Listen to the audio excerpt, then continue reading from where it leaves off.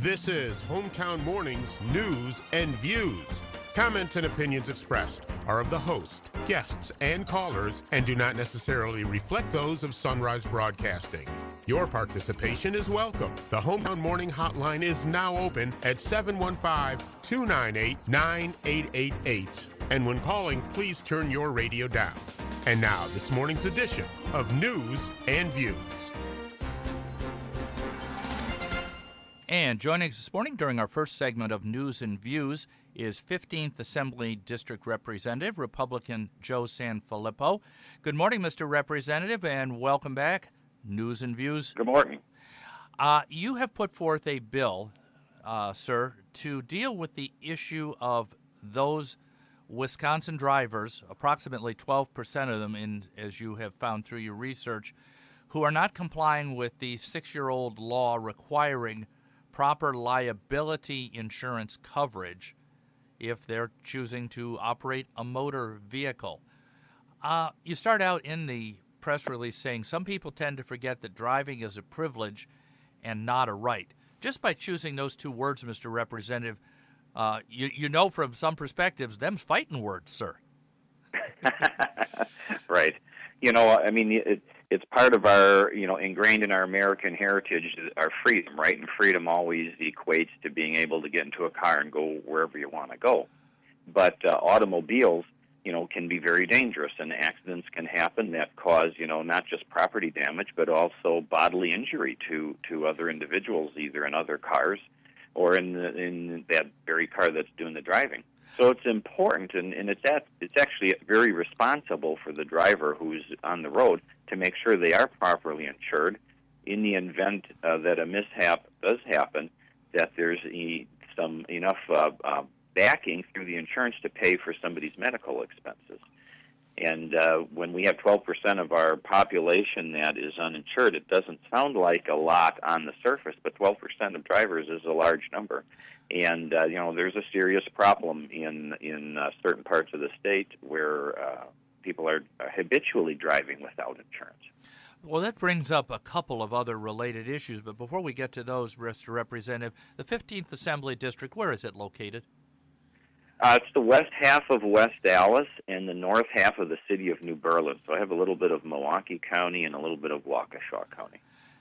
According to the numbers that you got from the Insurance Research Council, uninsured motorist claims were $2.6 billion back in 2012, which is the most recent year. That's a 75% increase from the previous decade.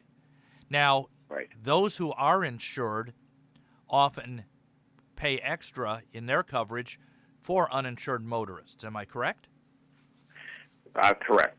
We all buy uninsured motorist coverage so that if there is an uninsured, if you are involved in an accident with an uninsured motorist, you should have coverage on your own policy to kick in. But what that does then, as we all know, when we file a claim with our insurance company, the insurance companies end up raising our rates to cover the damages that are paid out.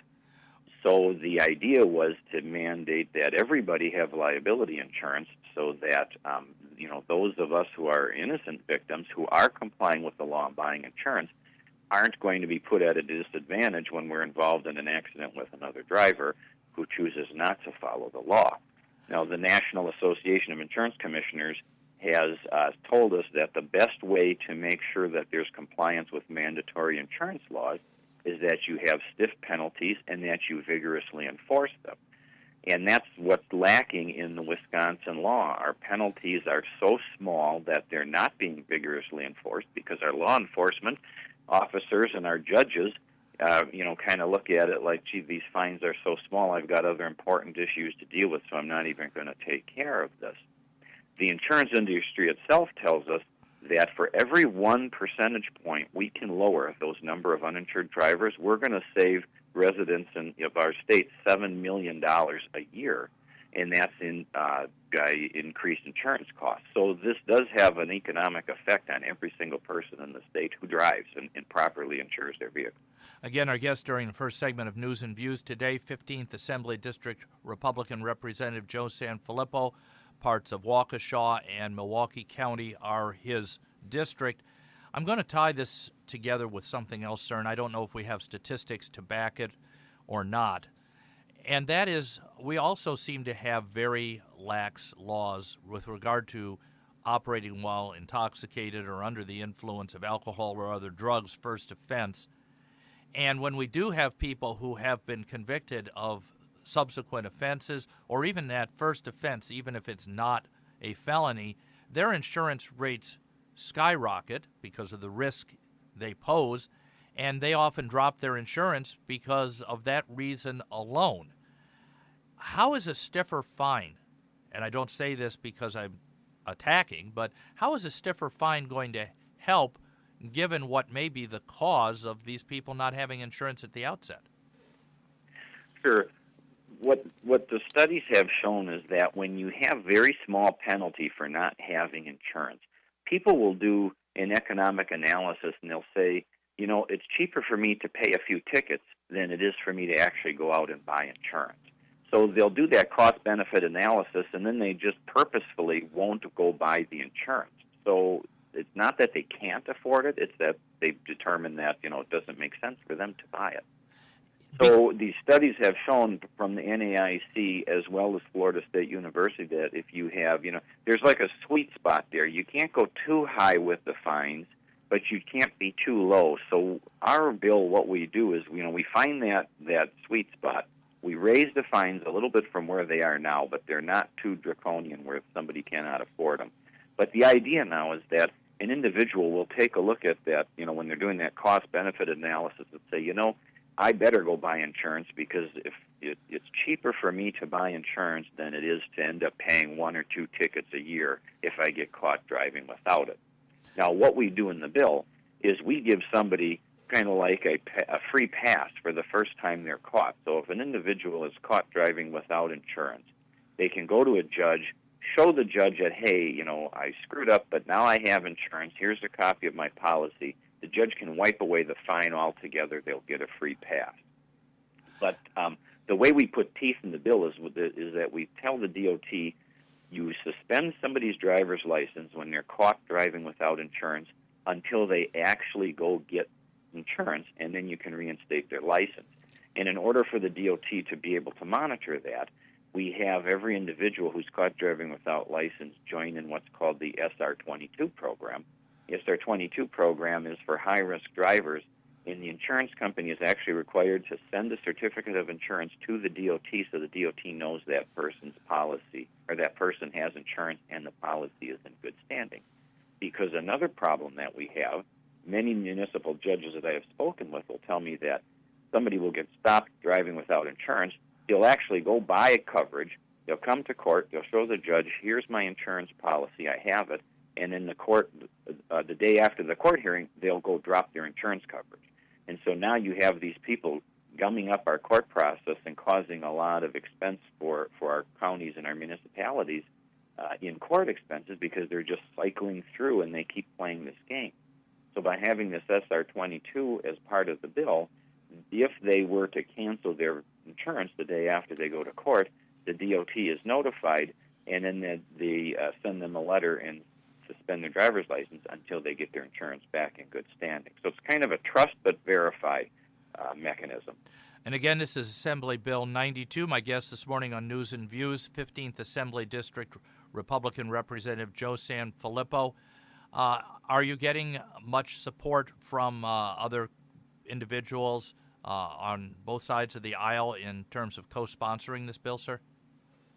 Well, I've gotten support from the Republicans because, you know, we have kind of looked at this as you know, a law is only fair if it's enforced equally among all people, and we're not doing that right now. So we're having some people go through the follow the law. They go through the process of buying insurance, but then if another person decides not to buy insurance, we're kind of looking the other way between these low fines and the fact that there is nothing that stops somebody from continuing to drive. You know, that's the bad part about this bill is you can get pulled over, you're cited for driving without insurance, and then you're allowed to drive off away. And so you could pose some serious danger and harm to somebody. some of the opponents of the bill are arguing that, well, you're just picking on poor people because they don't have insurance because they can't afford that. And my response to that is, well, if somebody says they're poor and they can't afford food, we don't allow them to go rob a grocery store. They still have to follow the law, and this is the same thing. We are expecting, if you want to be able to get behind the wheel and drive, you have to be a responsible driver, and you have to carry insurance. Before I let you go, Representative, I got to ask you an analogy question. We have, for those who don't have food, we have food pantries. Are there going to be some who suggest we need to have insurance pantries? Well, I hope not. But, again, it's besides the point. Now, I use that analogy. Well, food, of course, is a necessity of life, whereas driving isn't, because you can always find another means to get from point A to point B. But, the problem is you have people, we have people driving without insurance. They're causing accidents, and they're not just having accidents with people of means. Sometimes somebody who could be considered a poor person has an accident with another poor person. And maybe that other poor person has liability insurance, but, they don't have collision insurance on their vehicle. Now they're involved in an accident with somebody who's uninsured. That other person who followed the law and scraped up the money and bought insurance so they were operating legally could have their car completely destroyed and have nobody to pay for it, because the uninsured motorist will pay for your medical claims, but it's not going to cover your damage of your vehicle. So we're actually, people are getting harmed in society by other people who are choosing to ignore the law and drive without insurance. Again, and we just need to correct that. Again, we appreciate you joining us. 15th Assembly District Representative, Republican from Waukesha and Milwaukee counties, Joe Sanfelippo. We'll keep an eye on this bill, sir, and we thank you for joining us this morning for News and Views. Bye-bye now. Thanks for having me on today. Bye. Bye now. The time right now is 8:50. We will be back. More of News and Views. 32 degrees, even freezing under fair skies after this.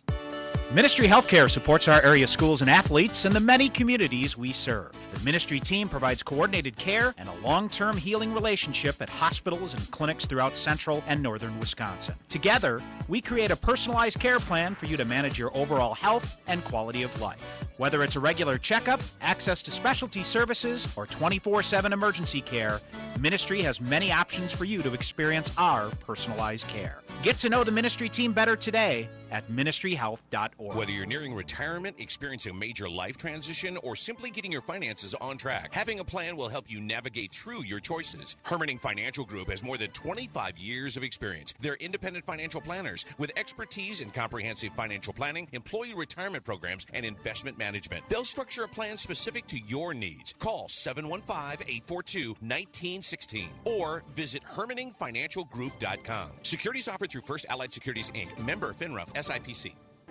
There is a place that helps you rebound from sports-related back injuries. A place that provides treatment and rehabilitation to get you back on the court. A place where spine care specialists work with you during your journey back to the net. The place where expertise meets healing. That place is Bone and Joint Spine Care. Call us today at 800-445-6442 or visit bonejoint.net/spine. Don't let back pain keep you from your game. Here's your Central Wisconsin weather-wise forecast powered by weatherology.com. Mainly sunny skies today, high temperatures into the mid-50s. Tonight, a few showers possible during the overnight to low of 37. Rain likely Wednesday, mainly in the afternoon, 50. Scattered showers for Thursday as well with a high of 45. I'm meteorologist Dave Perrin for ESPN Radio 1230. Thank you very much, Dave. 8:52 is the time, and we have even freezing, as Chad would say, and fair skies. 715-298-9888 is our hometown hotline. Want to weigh in on a story? Do you want to share a point of view? We want to hear from you till the top of the hour. 715-298-9888. And in interviewing Representative Sanfelippo, I took a look at what he began his press release with and what he ended it with, and it caused me to start to think. As one who is a conservative, I want to know, what am I conserving? And I bring up the issue of the auto insurance because, one, I had a period of time when I didn't have a vehicle for about 2 years. And where I lived, no public transportation, so I was pretty much dry docked unless I could get a ride with someone else. And Representative Sanfelippo did make that point. But then I began to think about our situation, and I began to draw a comparison between health insurance, where we have said, under the Affordable Care Act, that everyone must carry health insurance or they must face penalties. And those penalties will be increasing for 2016, I believe. And I began to think of how we have, for those of limited incomes, subsidies for health care. And so I bring this out for public discussion because you want to say that the Affordable Care Act should be eliminated and people should be responsible for their health cares. We know that that has led to our emergency rooms becoming primary care facilities because people can't be turned away from emergency rooms. A consequence. Well, we've got 12% of people who are estimated to be uninsured. 2012, $2.6 billion in claims. Those of us who are insured, we have to pay for uninsured motorist coverage. And, as Representative Sanfelippo said, you carry your liability coverage because that's all you can afford, and somebody hits you who's uninsured, you're at a complete loss of vehicle, and you've had to pay for uninsured motorist coverage as well. So I throw this out to you at 715-298-9888. We may need to continue this discussion. Should we treat auto insurance like health care insurance, health insurance, where those of more modest means, those who don't have the ability to pay for health insurance, receive subsidies? Because we're told that health care isn't a right. You know, health insurance, health care is not a right. It's a responsibility. Well, we've undertaken to support those who can't pay for that responsibility in the area of health insurance. And it just causes me to think and to wonder. I'm not advocating for it. I'm just simply saying, do we need some consistency here? Do we need to acknowledge the fact that we're requiring people to carry insurance? Now, people can say, well, everybody's going to get sick. Well, most likely they are. But if driving is a privilege and it's a responsibility, and health care is a privilege and a responsibility to pay our own way, but we've agreed to help those who don't have the means, I'm wondering here if we have a consistency issue. I know we can't afford it, but we can't afford the Affordable Care Act as we see co-ops in states that are shutting down because the claims are exceeding the revenues of the policies that have been underwritten, and they can't stay afloat. At a certain point in time, we have to ask ourselves some very hard questions. It's not just an issue of priorities, but I couldn't always get a ride. That doesn't mean that I'm the poster person for needing to have cheaper insurance. I gave away my vehicle to one of our children who had a need that was greater than mine because I was using and riding with my wife. So I look at this from a personal point of view, but I try to extrapolate into the public policy arena. And I think you have to ask the same question. Maybe you are carrying only the liability insurance because that's all you can afford. And you are running the risk that if your vehicle is in an accident and disabled, unrepairable, or even until it's repaired, you might have to need an alternative form of transportation. Hope to have someone from the Wheels to Work program join us. That's a local program that we've talked about before that helps people who are getting back into the workforce. Maybe they've been unemployed, don't have a vehicle, but they need transportation. So when we take a look at these things, I think we have to ask ourselves some policy questions. Should the fines be more severe? I think that if we believe that fines are a deterrent and people do cost-benefit analyses that might work. But at the same time, then we have to look at why people have lost their insurance, if they've lost it. Because I think we'll see a correlation there between people who've had offenses such as operating while intoxicated, and that the results have made insurance prohibitive. As with all areas of public policy, we have to ask ourselves who should be helped, when, and how much. And when we don't have consistencies, here, I think it opens the door to the critics of AB 92 about it focusing only on poor people. And I would challenge the legislature to at least have a discussion about this portion of the bill. Because for Representative Sanfelippo, being in Waukesha and Milwaukee County, they're going to have a much more substantial public transportation system than we have here in central Wisconsin. Which brings us back to that point that we made when Keen Winters joined us, that for many of us, the average is 7 years we live longer than our ability to drive. When that happens, then it's our situation, and then we may take a different point of view.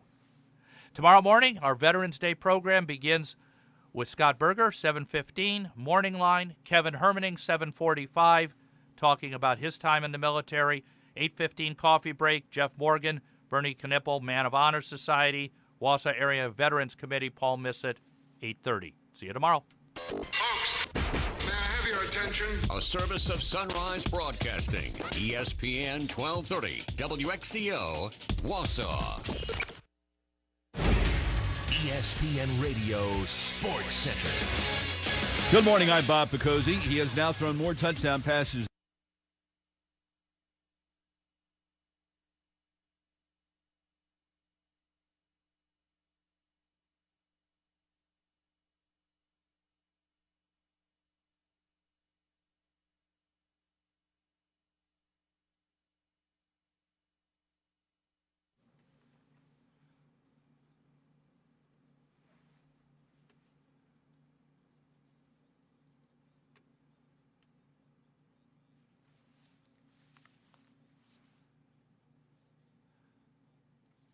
Join Chad Holmes and me, Oliver Bros, at 6 a.m. tomorrow morning for a very special hometown morning for Veterans Day.